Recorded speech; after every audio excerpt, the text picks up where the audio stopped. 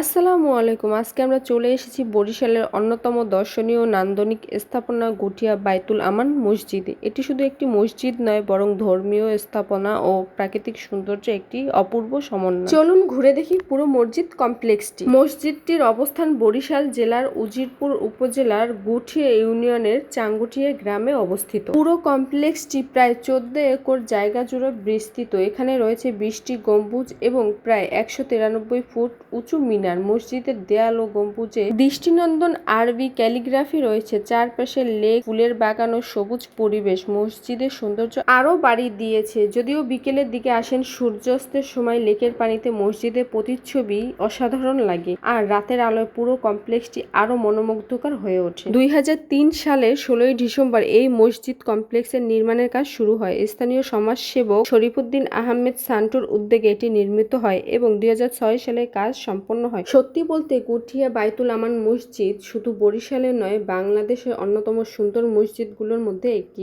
আপনি যদি বরিশালে বেড়াতে আসেন, তাহলে এই জায়গাটি অবশ্যই আপনার ভ্রমণের তালিকায় রাখবেন।